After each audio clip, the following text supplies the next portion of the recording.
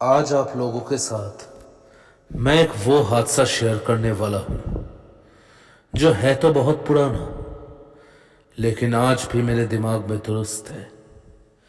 वो एक ऐसी मनहूस रात थी जिसके बारे में अगर मैं सोचता भी हूं तो मेरे रोंगटे खड़े हो जाते हैं। ये आज से करीब 25 साल पहले की बात है। बचपन से ही मुझे डॉक्टर बनने की बहुत शौक थी और साइंस का स्टूडेंट होने के बाद भी मुझे भूत प्रेत, ईश्वर, भगवान, इन सब चीजों पे कोई विश्वास नहीं था। ऐसे ही एक दिन मेरे ही एक डॉक्टर दोस्त ने मुझे उनके गांव में बुलाया था। उनका गांव शहर से बहुत दूर था। उनके घर में काली मां की एक पूजा होती है, तो उसी पूजा में मेरे को भी इनवाइट किया था। आखिरकार छुट्टी मंजूर करवा के मैं उनके घर पे पहुंचा। बहुत ही पुराने दिन का घर था। बहुत बड़ी तरीके से पूजा होता है।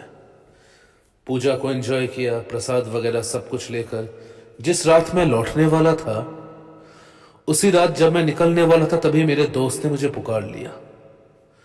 उसने कहा कि आज की रात मैं उसी के घर रुक जाऊं, लेकिन मुझे सुबह जाकर हॉस्पिटल में बहुत से काम थे। उसके बारे में सोचकर मैंने निकलना ही सही समझा। लेकिन फिर उसने मुझे बहुत मनाया। वो ये भी कहने लगा कि यहां से रात का सफर बहुत डिफिकल्ट होने वाला है, क्योंकि यहाँ पे हर वक्त गाड़ियां मिलती नहीं है और रेलवे स्टेशन भी यहां से बहुत दूर है। शायद आज रात का ट्रेन मुझे ना भी मिले। लेकिन मेरे पास अभी भी वक्त था। मैंने कहा कि मैं समय पर स्टेशन पहुंच जाऊंगा। लेकिन तब मैं ये नहीं जानता था कि कितने बड़े मुसीबत की तरफ मैं चलता जा रहा हूं। आखिरकार बहुत जिद करने के बाद भी मैं नहीं माना। मैं निकलने के जा ही रहा था, तभी वो आकर मुझे एक लाल रंग का धागा दिया। उसने कहा कि यह काली मां का धागा है। उसके घर में हर बार पूजा के बाद इस धागे को पहना जाता है, क्योंकि इस बार मैं आया हूं तो यह धागा मुझे किसी भी बुरी शक्तियों से रक्षा करेगी। मैं इसको भी मानने के लिए रेडी नहीं था। जैसा कि मैंने कहा, भूत प्रेत, भगवान, ईश्वर पे मेरा कोई बिलीफ नहीं था। लेकिन फिर भी बहुत जोर जबरदस्ती करने के बाद आखिरकार उस धागे को मैंने पहन ही लिया और जल्द से जल्द स्टेशन की तरफ चलता गया। रास्ते में कोई ट्रांसपोर्ट वगैरह कुछ मिला भी नहीं, और इतनी रात को ऐसे गांव में सुनसान से भरे जगह पे क्या मिलेगा। यही सोचकर मैं जल्दी चलने लगा और बहुत कोशिश करने के बाद आखिरकार मैं रेलवे स्टेशन तक पहुंचा। तभी भी ट्रेन आने में 5 मिनट बाकी था। चलो, अब आखिरकार आखिरी रेल तो मुझे मिल ही जाएगी। वैसे सुना हो आखिरी ट्रेन में कभी जाना नहीं चाहिए, बहुत से खराब किस्से होते हैं। देखते ही देखते मैं वेट कर रहा था और पक्का 5 मिनट के बाद ट्रेन इस स्टेशन में आकर रुकी। ट्रेन बोलने से एकदम खाली ही था। मैं रेल के एकदम आखिरी कोच में जाकर बैठा। आखिरी डब्बे में आखिरी सीट के पास एकदम जाकर मैं बैठा। हालांकि अभी भी पूरे 2 घंटे का सफर मुझे तय करना था। ट्रेन चलता जा रहा था, हवाओं को चीर कर आगे बढ़ता जा रहा था। बाहर के सारे नजारे, पेड़ पौधे, सब कुछ बहुत तेजी से मेरे पीछे जाने लगे। मैं बाहर की तरफ देख रहा था। देखते देखते बहुत कुछ मुझे याद आ रहा था, लेकिन कब मेरी आंख लग गई मुझे कुछ पता भी नहीं चला। अचानक एक जोर के झटके ने मेरी नींद खुल गई। अरे क्या हुआ? बाहर देखा तो ट्रेन रुका हुआ था। क्या हुआ? कोई स्टेशन वगैरह आया है क्या? लेकिन मैं पूछूं भी तो किससे? जो 2-3 लोग थे वो सामने के किसी स्टेशन में जरूर उतर चुके होंगे जब मैं सोया हुआ था, और अब इस कोच में मेरे को छोड़कर और कोई है भी नहीं। ऐसे ही ट्रेन रुका हुआ था एकदम जंगल के बीचों बीच। पता नहीं अब कितने देर यहाँ पे रुकना होगा। तभी मुझे याद आ रहा था कि शायद अगर मैं उसके घर पे रुक ही जाता तो अच्छा होता, लेकिन जिम्मेदारियां नाम की भी एक चीज होती है। ऐसे ही पूरे 25 मिनट बीत गए। अजीब है, इतना देर तक तो कुछ होता नहीं है ऐसा, लेकिन ट्रेन रुकी ही रही। सामने मुझे थोड़ा सा रेड सिग्नल जैसा कुछ दिखाई दे रहा था। क्या हो रहा है ये? तभी अचानक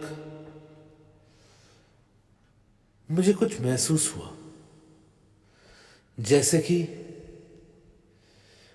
कोई है, कोई मुझे बुला रहा है। ये एहसास मेरा और बढ़ता गया। धीरे धीरे मैं दरवाजे के पास पहुंचा। दरवाजे से बाहर जाकर देखा कि सफेद चादर में मुड़ा हुआ एक आदमी नीचे खड़ा हुआ है। कौन हो तुम? कौन हो? वो धीरे धीरे से मेरे सामने आया। मैं ट्रेन से नीचे उतरने का हिम्मत नहीं किया। पता नहीं अगर कोई चोर डाकू हुआ तो। मुझे आपकी मदद चाहिए, ऐसे टूटे हुए आवाज में वो बोला। कौन है आप? मेरा मदद आपको क्यों चाहिए? सिर्फ आप ही हो जो मेरी मदद कर सकते हो। मेरी बेटी बहुत खराब अवस्था में है डॉक्टर साहब, क्या आप उसकी जान बचाएंगे? मुझे कुछ समझ में नहीं आया। ऐसे घने जंगल में यह आदमी आया कहां से, और इसकी बेटी, और इसको कैसे पता कि मैं डॉक्टर हूं? मुझे कुछ सही नहीं लगा। हालांकि आजकल जमाना बहुत ही खराब हो चुका है। आपको कैसे पता कि मैं डॉक्टर हूं? मैं जानता हूं कि आप डॉक्टर हैं, इसीलिए ही तो आपको बोला। आपके कपड़े पे वो डॉक्टरों के निशान दिया हुआ है। ओह अच्छा, मुझे याद भी नहीं था कि मैं अपने हॉस्पिटल का ही एक शर्ट पहन कर आया था जिसमें डॉक्टर का सिंबल दिया हुआ था। हालांकि अगर कोई मरीज मेरे पास आए तो मैं उसे ना नहीं बोल सकता, ये हम डॉक्टरों का उसूल है। लेकिन ऐसे गहरे रात में किसी की ऐसे मदद करना मुझे कुछ सही नहीं लग रहा था। हालांकि रात के 1 बजने वाले थे। देखिए, मैं अगर अभी जाऊंगा तो हो सकता है ट्रेन छूट जाए मेरा। तो ऐसे घने जंगल में मैं रहूंगा भी कैसे? और ट्रेन छूट गया तो मेरे लिए बहुत दिक्कत होगी। ट्रेन नहीं छूटेगा डॉक्टर साहब, ट्रेन नहीं छूटेगा। आप सही सलामत घर पहुंचेंगे। आप सिर्फ मेरी बेटी का जान बचाइए और कुछ नहीं। आप जब तक इलाज करेंगे ये ट्रेन यहां से कहीं नहीं हिलेगी, विश्वास कीजिए। ये आदमी क्या कह रहा है? डॉक्टर साहब, आप लोग का तो यही धर्म है कि आप किसी मरीज को ना नहीं बोलते। घबराइए मत, मैं आपका कुछ नहीं करूंगा। आप कृपया मेरी बेटी की जान बचाइए, कृपया बचाइए। हाँ, वैसे ये ट्रेन तो बहुत देर तक यहाँ पे रुका हुआ है, लेकिन अगर मैं उतर गया और फिर ये चल गई तो? ऐसे बहुत सारे ख्याल मेरे पीछे आ रहे थे, लेकिन तब मेरा डॉक्टर का धर्म मेरे लिए सबसे आगे लगा। हाँ, मैं किसी मरीज को ना नहीं बोल सकता। वैसे मेरे पास अभी उतने सारे कुछ तो है नहीं, लेकिन मैं एज इमरजेंसी एक किट अपने पास हमेशा रखता हूँ जो मेरे बैग में है। उसमें बहुत सारे मेडिसिन भी हैं। शायद कोई ना कोई दवाई उसके बेटी के काम आ जाए। ऐसे ही मैं ट्रेन से नीचे उतरा। ट्रेन तब भी वहां पे वैसे ही खड़ी हुई थी। मैं उस आदमी के पीछे पीछे चलने लगा। आइए आइए डॉक्टर साहब आइए। वो जंगल के रास्ते मुझे ले जा रहा था। मैं पीछे से बोला, देखिए जो भी करना है जल्दी कीजिए, मेरा ट्रेन छूट गया तो मेरे लिए बहुत बड़ी दिक्कत। आपके ट्रेन कुछ नहीं होगा डॉक्टर साहब, आप सिर्फ मेरे साथ चलिए, आपको सही सलामत रखना मेरी जिम्मेदारी है। ऐसे ही चलते चलते आखिरकार एक पुराने घर के पास हम पहुंचे। घर नहीं, एक छोटा मोटा झोपड़ा था। हाँ, वैसे गांव में ऐसे ही घर तो बनते हैं। घर के अंदर गया। अंदर एक छोटा सा लालटेन जल रहा था। आपकी बेटी कहाँ है? वो उस दूसरे कमरे में है। ठीक है, मैं जाकर देखता हूं। मैं उस कमरे में गया। ये कमरा वैसे थोड़ा अंधेरा था। मैंने अपने फोन का टॉर्च ऑन किया। हाँ, सामने एक छोटा सा पलंग था। मैं धीरे धीरे उसके पास जाने लगा, लेकिन जैसे ही मैं उसके पास गया और जो मैंने देखा उसके लिए मैं बिल्कुल भी तैयार नहीं था। मैंने उसके ऊपर एक बच्ची का कंकाल देखा। मैंने, वो उस बेड के ऊपर था। ये क्या है? मेरे हाथ पैर सून पड़ने लगे। मैं जो देख रहा हूं, क्या वो सच है या मेरा कोई सपना है? नहीं, ये कोई सपना नहीं हो सकता। मैं पीछे मुड़ने ही वाला था, तभी पीछे मैंने देखा उसे, उस शख्स को जो मुझे यहां तक खींच कर लाया था। क्या है ये सब? और कौन हो तुम? तुमने कहा था तुम्हारी मेरी बेटी, यही तो मेरी बेटी है। मैंने देखा कि उस शख्स के पैर धीरे धीरे उल्टे तरफ होने लगे। उसका हाथ पैर बदलने लगा। उसका शक्ल बदल रहा है। धीरे धीरे वो मौत का शक्ल बनता जा रहा है। उसकी आंखें पूरे पिघली हुई थी, मानो एक जिंदा लाश मेरे सामने खड़ा हो।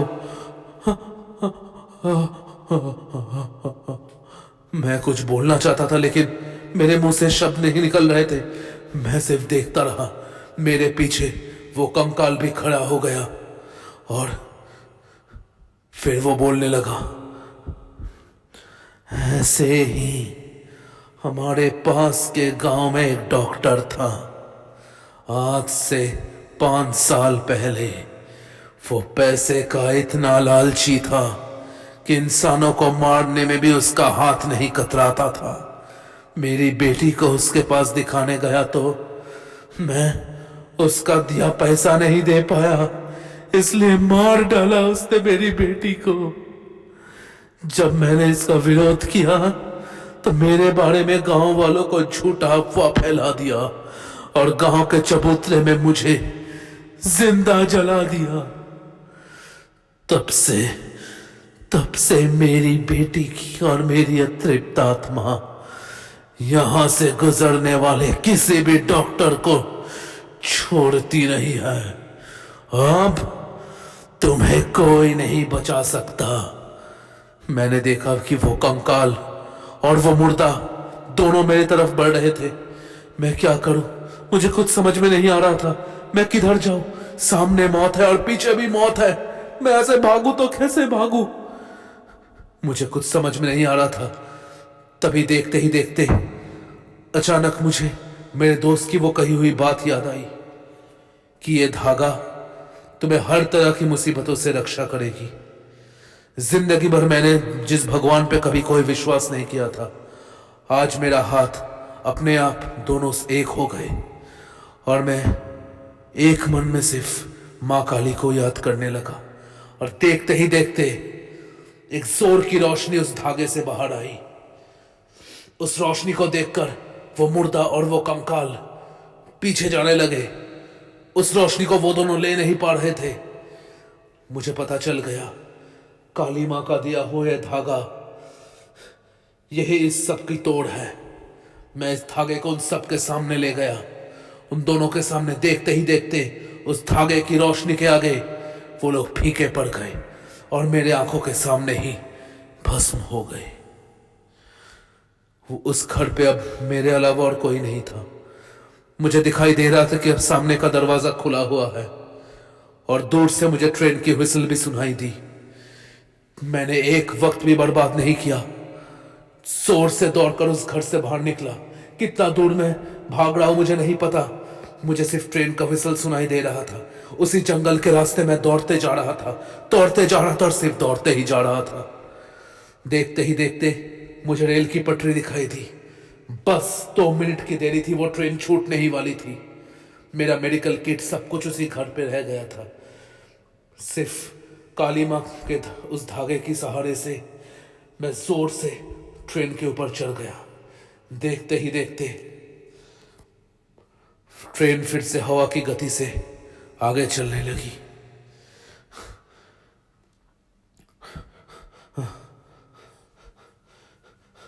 आखिरकार उस रात में मेरे साथ और कुछ नहीं हुआ।